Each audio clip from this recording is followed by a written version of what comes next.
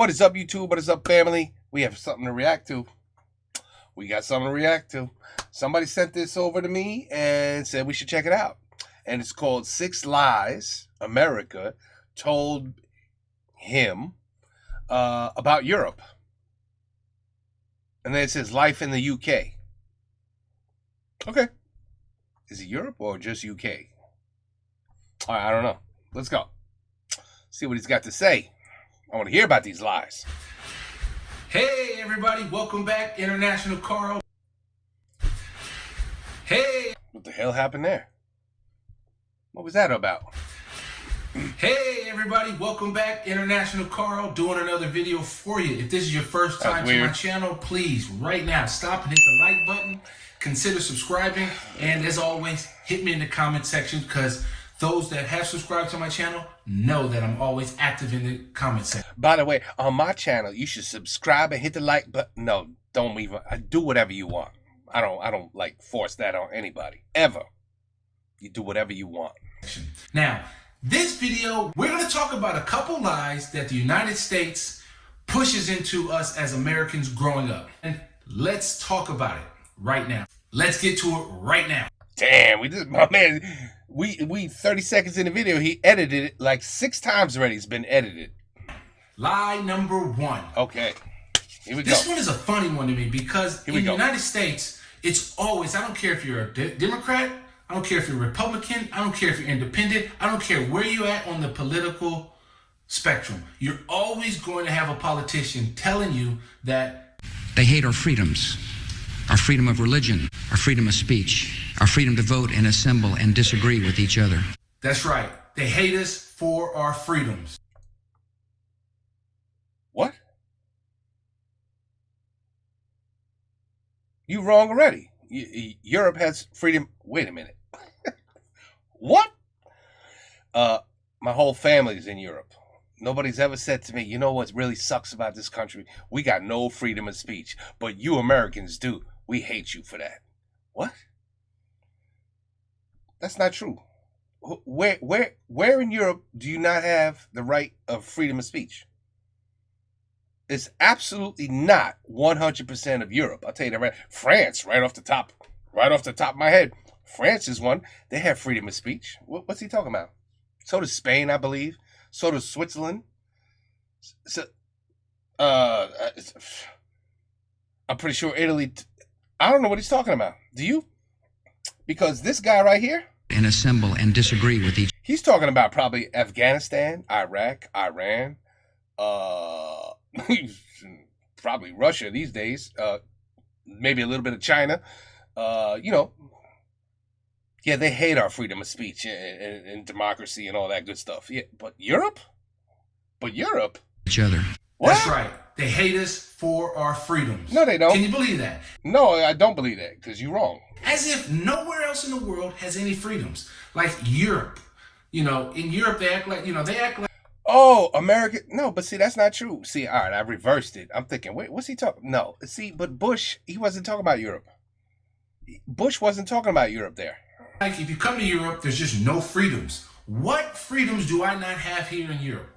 You know, as these are Western democracies. Okay, I'm agreeing with you, but I'm disagreeing with you saying America told you that. With Western values and culture that has been exported to the United States. And it's become its own thing. I'm not saying one is better than the other, but freedoms exist here. Of course. I'm still scratching my head. What freedom do you have in America that I don't have here? Let's talk about. None. I don't know who told you that. Somebody definitely lied to you if they told you that. Can I make a video and say, hey, you know what they lied about? They lied to me. In America, they told me that in Europe, you can't have a hamburger. Only in America. I mean, yeah, somebody lied to him, but that's not like, well, why? This is going to be an interesting video. I got to listen to this. Freedom of speech, for example. In America, you have freedom of speech. In the UK, for example, you don't have freedom of speech. What you do have is freedom of expression. That's UK. That's UK. That's not Europe. You see what I'm trying to say? See, France is in Europe. Yes, France is in Europe. They have freedom of speech. So this is false, what he's saying. Maybe UK doesn't have freedom of speech. It has freedom of expression. But that's not Europe. Then now you got to say 6 lies America told me about the UK.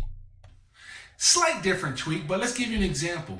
In America, you can be as racist as you want to somebody. You can walk up to me, walk up to any black person and say the N-word all day long if you want. What? You could probably do that in Europe too. And you'll probably get knocked out in America, and you'll probably get knocked out in Europe. Freedom of speech is not what you could tell somebody in a one-on-one conversation, somewhere in the forest. You could say whatever the hell you want. Freedom of speech is when you grab a microphone and start speaking to everybody out there, and you have the freedom of speech. Now, if you went out there and said, hey, I'd like to say, hello, attention, all black people are the N-word. Okay, that's what I got to say. And yeah, America would be like, oh yeah, hey, that's his right to say that. No, it doesn't work that way. That'd be like a hate crime, and then, or not a hate crime, because the crime is when you actually physically do something. But I'm sorry, it would be a hate speech. Yes, that's a big no. So I don't know what he's talking about. I'm sure I can go to the UK and see somebody at the liquor store and say, you know what? I'm a racist, and I'm gonna let you know it right to your face right now. And there's nothing could do about it. Nothing could be done about it. Well, yeah, because you're just alone somewhere in a liquor store with somebody. You'll probably get your ass whooped. That's all. But yeah, no, freedom of speech is like, on TV with a microphone, with an audience, with the right to say what you want to say. It does not include what this guy's saying you could say. Hell no. Where in the UK, you really couldn't do that. Because at some Why point, not? you will cross a fine line of inciting racial hatred. No, not if it's just two people in a bar talking. If you're on, I don't know what he's talking about. That's wrong. So if you define your freedoms based on your ability to call somebody an N-word or call some Asian American some type of offensive word, by all means, you can have that freedom. I don't need that freedom. But other people... We talking about racism or freedom of speech? It always has to be about racism. People in America talk about it like freedom for guns. Ooh, guns. They want to take your guns. Well, let's see. Here in the UK, can you have guns? I'm sure you can. See, he's saying UK a lot. I think he did all his homework based on UK. So again, it should say 6 lies America told me about the UK. Yes. Can you have a rifle? Yes. Of course. Can you have a handgun? Yes. Yes. What does the Second Amendment say in the United States? It has to be, it's the highly right to regulated. What? So what is it? Highly regulated. What?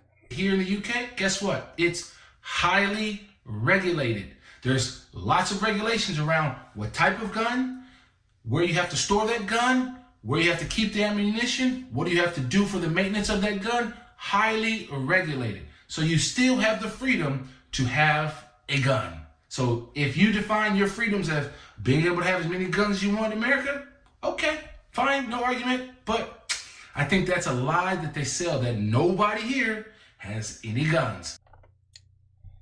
I never heard of such a thing.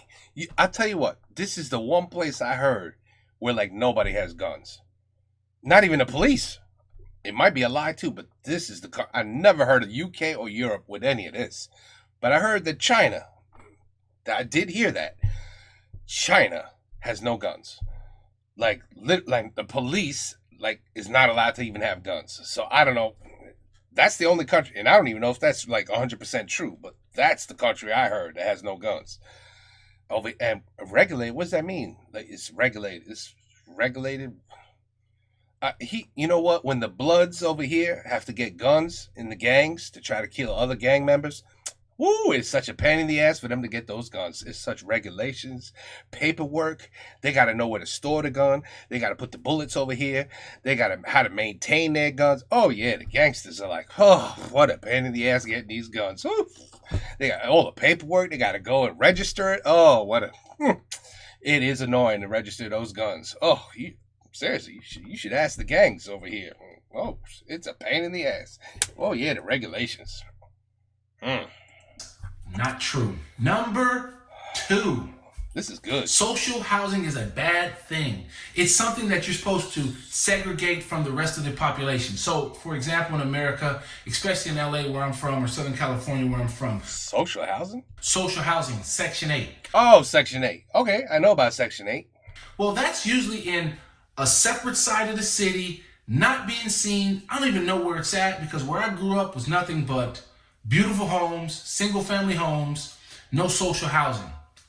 Where here in the UK, just in Europe in general, it's all sprinkled around you. For example, here in the UK, I live in a beautiful big house, beautiful executive style estate.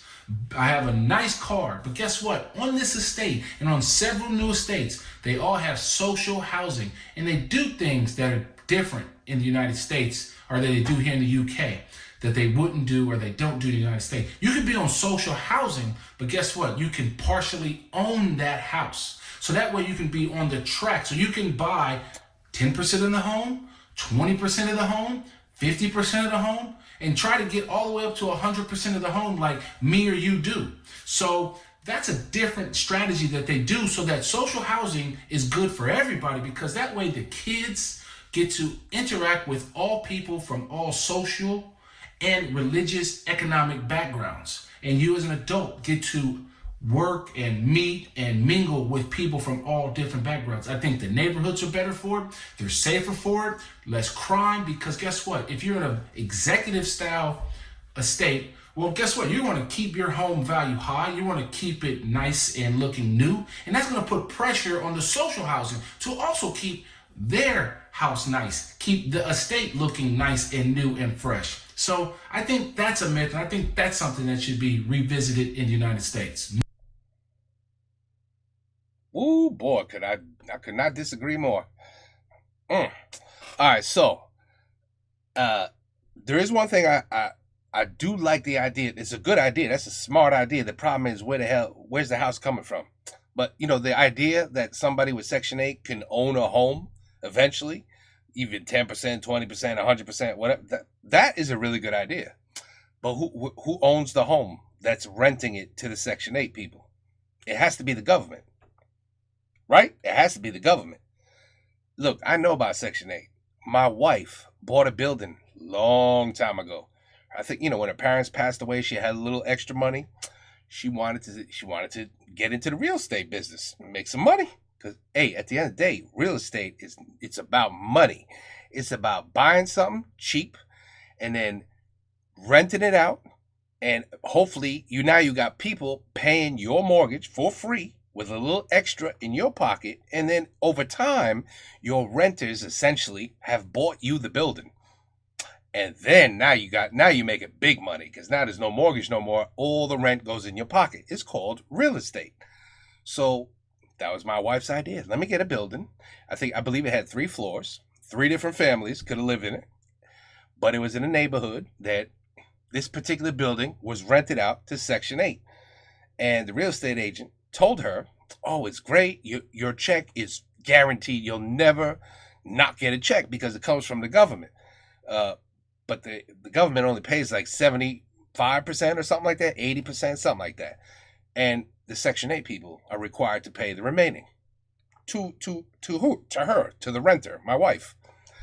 I think she got that money maybe 6 or 10 times out of a year. Out of 2 years. She had the house for 2 years, the building. She had to build for 2 years. I think she got that money from them. Maybe, I don't even know, maybe 30% if she was lucky. She got, out of the 100, she got 30. I'm sorry, 30% of the time, those renters gave her that money that they owed. Of course, the 75% that came from the government, she got every single month, no problem. So they don't give a shit about the building because it's not their building. They know they can leave at any time. Lose a job, they're out. They don't give you no notice. You don't get your rent. And every single time, not once now, every single time a family left, they left the place in shambles. Busted windows in the front. threw paper towels down the toilet on purpose to flood out the plumbing. Overflowed the bathtub, and they just left after that. They did all that and then left.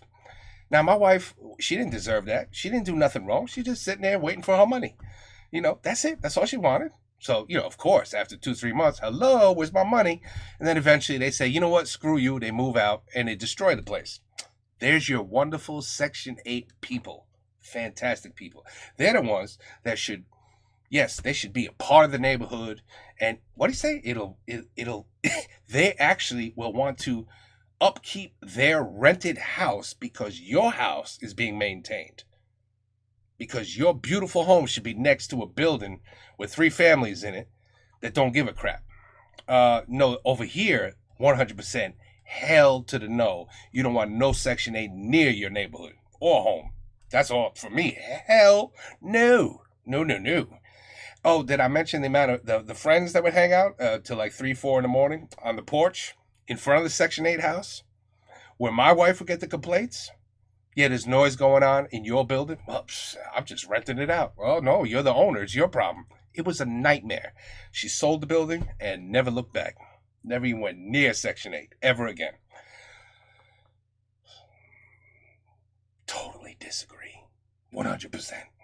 Number 3. And I want to see his neighborhood with the Section 8 next to it. That's wonderful. That's working so well in the UK. I would love to see the neighborhood in his beautiful home with his beautiful car and his neighbor's Section 8. And that's also, everything's wonderful. I'd love to see that. Really, I would. In America, they teach you this, that somehow being a hard worker means coming in early, staying late, never taking a vacation, and definitely don't call in sick. That is like the biggest mistake you could ever make, faux pas you could make. I'll give you an example. When I was working for a large airframe manufacturer in the United States, I remember a friend of mine, we wanted to take 2 weeks off and go do something. Our managers looked at us like we were crazy because we wanted to have the audacity to take 2 weeks off. And mind you, we didn't take any days off prior to that. We just wanted to take 2 weeks off in a year so we could go do something. They were like, no, reject it. Slim that down to a week. And I'm thinking, isn't that my time off to relax, to recharge my battery so I can come back to work? No. Now, I think minds and hearts have changed a little bit in the United States. They have. This video must be old, because they have. It also depends where you work. That's a huge... I get a month... I get a month off, 3 sick days, 3 personal days, a month off, and then of course all the holidays that we get over here, which I think equals like, in my case, like 5. If I was Jewish, I get like 40 days off a year, or just the holidays. But I'm not Jewish, so I only get like 5, something like that, 5 days off. Yeah, I mean, UK blows us away in vacations and time off and employment benefits. Everybody knows that. Europe blows us away in that department. But to be fair, it depends where you work. If you work at a place like Google, I guarantee you could take 2 weeks off in a row. No problem. You probably take a month off. But when you're in a company that's smaller and you want to take a month off, for example, or 2 weeks off, as long as somebody can cover, you're good to go. But if nobody can cover, your position is stale during your outage. You know what I mean? What's the boss supposed to do? So nothing's going to get done in your department because I let you go for 2 weeks in a row? So you got to plan, and again, huge dependency on where you work, what kind of company. McDonald's, you probably can't take 2 weeks off because anybody could do your job. So you're replaceable. That's fine. See, you don't really want to be at a job where somebody can say, oh, you want a month off? Yeah, no problem. Yeah, Bill will take care of it. You're like, oh, okay.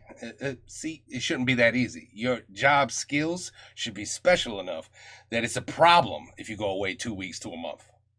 That's all I'm saying. Back from when I started working, back in the early 2000s, or mid 2000s, I should say. But that was a faux pas. Well, here in the United... 2000. Oh, this is really old then. Damn, this is like 20 years later. At least 15 years later. Yeah, all right. Well, maybe he's right, but no. Things have gotten better since. Kingdom, and here in Europe, for example, it's encouraged to take time off. You get 20, 25 plus days off. I know. In mostly all European countries. He's right. I think by law in the European Union, you have to have 20 days off. So it's encouraged. Which is equal to a month off. Ain't that great? Yeah, I know it's great.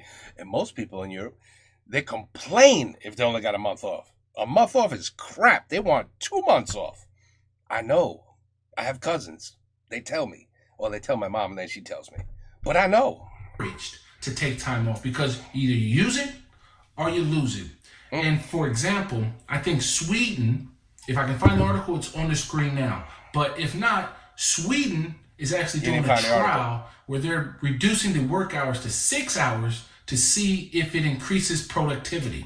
Because employers are seeing that the employees are more rested and more focused when they come back to work. Well, in the UK, if I recall, see, he didn't know because it's so old, this video. But in the UK, I believe they're working on 4 days a week right now. They're doing a test. 4 days a week. Forget 2 hours. 4 days a week you work. Normal, 8 hours a day, whatever. Not 10 hours a day to recover that day you're not taking. No, regular 8 hours a day. No 3-day weekends. Everybody's happier. Everybody's getting to spend more time with their family. Everybody's being able to get the important things done. And guess what? Productivity is the exact same, if not better. You hear that, America? Hello, America? Yeah. Why are we? Nope. See, that's America. America's like, nope, we're not gonna do that. Yep. What's that? There's this guy. He's like really rich. He owns an electric car company. What's his name? Oh, I think his name is Elon Musk. Yeah, I think that guy. I think he once said, no one ever succeeded working 40 hours a week. That's his motto. If you 40 hours a week is just straight up trash. You're lazy. In Elon's, that's if you 80, 60 to 80. That's the way to go. But if you don't care, you don't want to be a billionaire, you don't want to be the richest guy in the world, then just chill out. Don't work hard. You don't have to work hard. It all depends what you want in life. You either work hard for it or you don't. Right? It's really that simple. 4. America sells you this, that capitalism and consumerism go hand in glove. It's like this cycle. You have to work to buy, to work again to pay for what you buy, to buy some more stuff, to then work again and go down this continuous loop of working to live. And in Europe, one of the things that I find I think is a beauty and a benefit of working and living in Europe is that there's more of a work-life balance. As I just talked about in point number 3, is that you have time off to actually do stuff. And you don't just have this endless working to consume. Don't get me wrong. We go on vacation, so we're consuming what I would call, we are consuming experiences, but we don't live He's to editing work. like crazy. We work to live. And that is a benefit of living in Europe, and I think that is great. And I think the U.S. sells a lie to its people by telling them that you have to work hard to then buy stuff. Okay, well, don't work hard. Listen, no one's got a gun to your head. You either want to work hard and make money and be able to send your kids to college and pay the rent and the mortgage and own a car and transportation. And that thing called food that's extremely expensive. Or you could just live in a little studio apartment in the ghetto somewhere, because even a studio apartment in a nice area is probably going to be too expensive. So you got to go like to the lower, the cheaper, more towards poverty type neighborhoods, and you can live there, no problem. You'll probably get some decent rent. I don't know. You could work at Burger King. You could work at a car wash. You could work at I don't know, maybe a waitress, and you just chill out, and you just won't be able to. So I mean, I think he's trying to say what I'm just telling you, you could do, you should be able to do, but also get paid enough to buy whatever you want. I think that's what he's trying to say. don't work hard, but you should still, wait a minute. So if you don't work hard, expect less. You can't expect the same as the guy who's working his ass off, right? If that guy's working his ass off and you're not, and he's got a Lamborghini and you're like, that's bullshit, I want a Lamborghini. But you didn't work hard for it. So why do you want a Lamborghini? Lamborghini's just a, you know what I mean? Who gives a shit who has a Lamborghini? I certainly don't. But I'm just saying, like, well, he's got a big screen TV and I don't. Why not? That's not fair. What do you mean it's not fair? You don't work. You barely want to work. You just want to live to work. You don't want to work to live. I think, see, that's just a choice. That's just a choice. That's been a problem over here for I don't even know how long. Like, am I crazy? If you want something big, like you're like, hey, I want a mansion when I grow up. You know, you think big as a child, as a teenager. I want a mansion. I want a beautiful big family. I want to go on vacations. I want to see the world. I want, a garage filled with cars. I want a tennis court. I want a swimming pool. I want a bowling alley in a damn basement. I really want it all, but I don't really want to work hard for it. Well, good luck.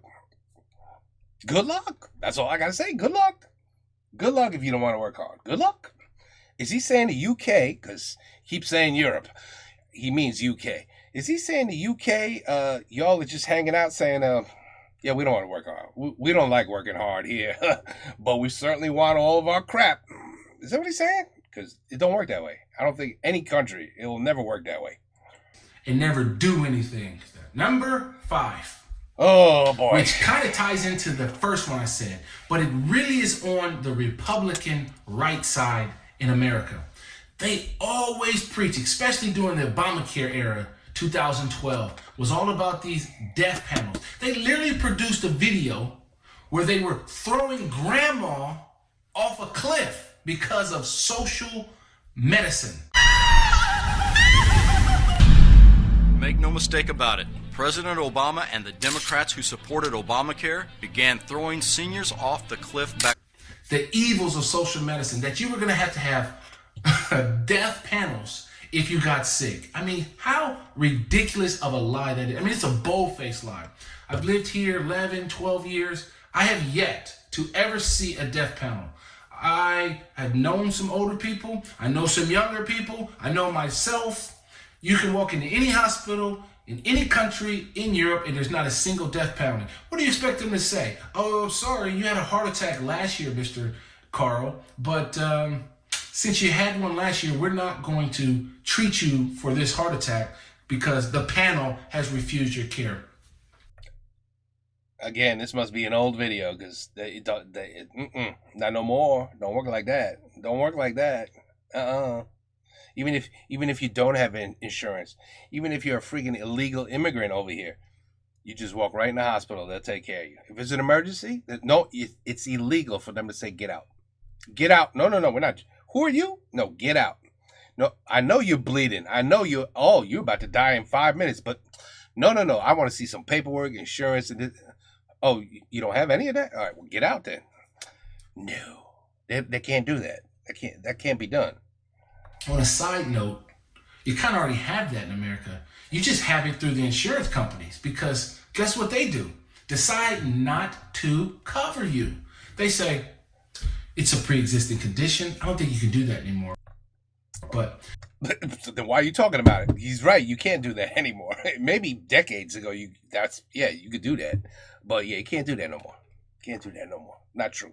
They'll say that, or they'll find a way to deny coverage. They'll make it so high to cost to do it that you have to do it out of pocket. And guess what? Now you're bankrupt. Listen, that's been all right. Look, Europe blows the United States away. It's like not even. It's so apart. It's so not even close on it. It's not even in the same spectrum, in the same atmosphere. I don't even want to talk about it. It's embarrassing how terrible the healthcare is here compared to Europe. Oh, there's no doubt about it. No doubt about it. Do we have some of the best doctors and hospitals in the world here? We do. We do. But the system for the people that need the care is crap. It's horrible. He's not wrong about that one. Yeah, no, but you know what? You can barely even cover. Forget going there because you're sick. Just to say, hey, I need health insurance in case I get sick. If you guys knew the prices, Europe would be like, what? You got to pay that? Yeah. No, your job needs to pay that. No, they don't. No, they don't. See, I learned something in Germany. I believe Germany's in Europe. In Germany, the employer has a percentage. He must pay the employee. There's no question. You owe this to the employee, and whatever you don't pick up, the government picks up. Yes, you may pay a little more in taxes out of your paycheck, but you see, both combined, 100% covered. Oh no, it don't work like that here. Any employer here could say, oh no, we don't cover you. We don't, or they say, hey, we have a health insurance plan. You're like, yeah? Yes. After you're here 6 months or whatever, we're going to give you a health plan. You're like, this is great. They're like, but you're paying for it. Oh, we're not going to pay for it. You're paying for it. We'll take it out of your check. You're going to pay for it, though. Some might say, they might be really nice and say, guess what? We're going to hook you up. We're going to pay like 20% of it. Oh, no, but you paying the 80%. But that's most is just 100%. 100%. Yeah, it's bad. I know it's bad. So in that department, Europe and United States in terms of healthcare, I don't even want to talk about it. No need to talk about it. I'm already embarrassed enough.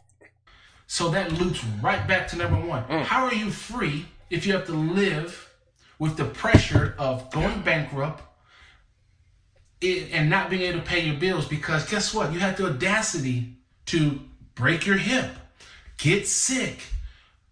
Better have insurance. I don't know. You pick it. Better have insurance. Those are the 5 things that I think that the United States lies or misleads its people on purpose to further whatever big business or whatever political agenda that they have to the people.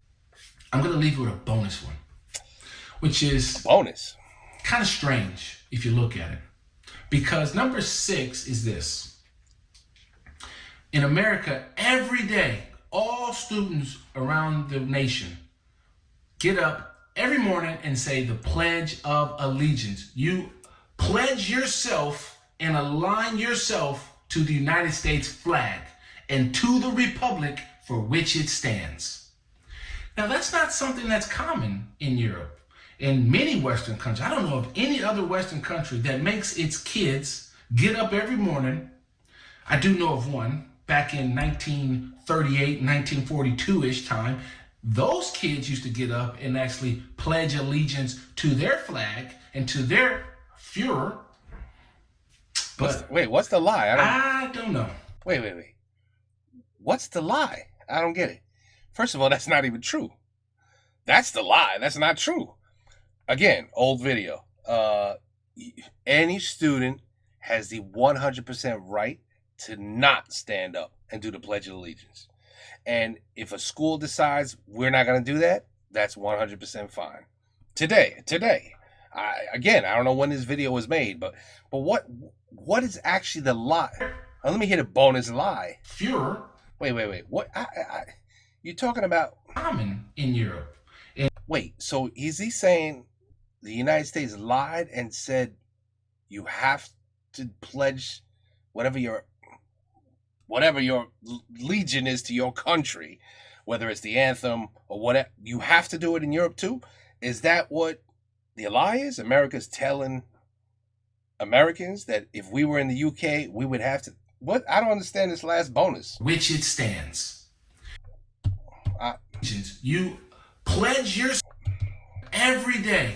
All students around the nation get up every morning and say the Pledge of Allegiance. You pledge yourself and align yourself to the United States flag and to the republic for which it stands. Okay. Now, that's not something that's common in Europe. Is that what he's saying? So that's not common in Europe. By the way, that's not common here anymore either. But is he saying that the Americans are being told that it is common in Europe? Is that the bonus lie? In many Western countries, I don't know of any other Western country that makes its kids. No, we don't make them do anything anymore, my friend. It's no longer happening. Get up every morning. And I don't, you do it out of respect, I guess. The teacher says, let's stand up for, I'm sure if a child was like, I'm not standing up, I doubt that child would be like, the teacher would be like, oh, you're suspended. Get the hell out of here. Yeah, I'm calling your parents, and now we got a big, huge problem because you didn't want to pledge allegiance. I don't even know. I doubt it. But again, right now, today, the child has the right to say, no, I don't feel like doing that. Morning.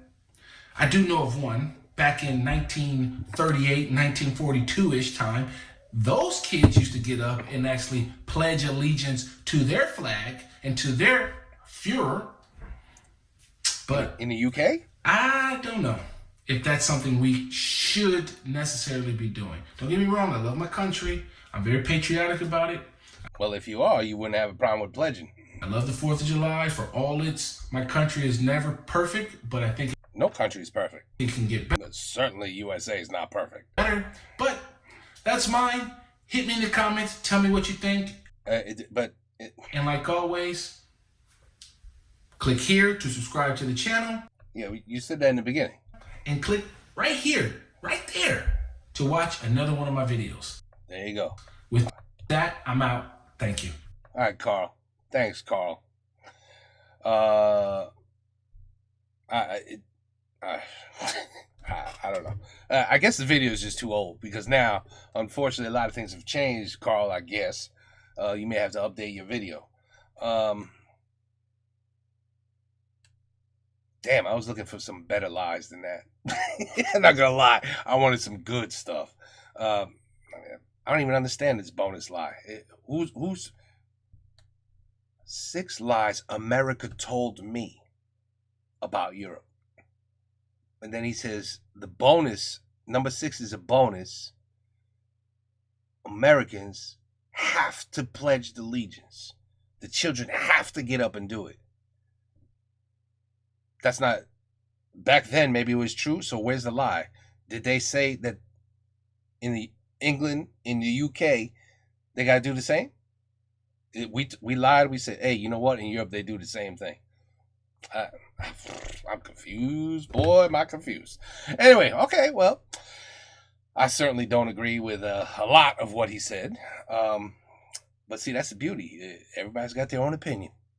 You might say, hey, me, Mr. D, is out of his mind. You don't know what he's talking about. Carl is 100% right.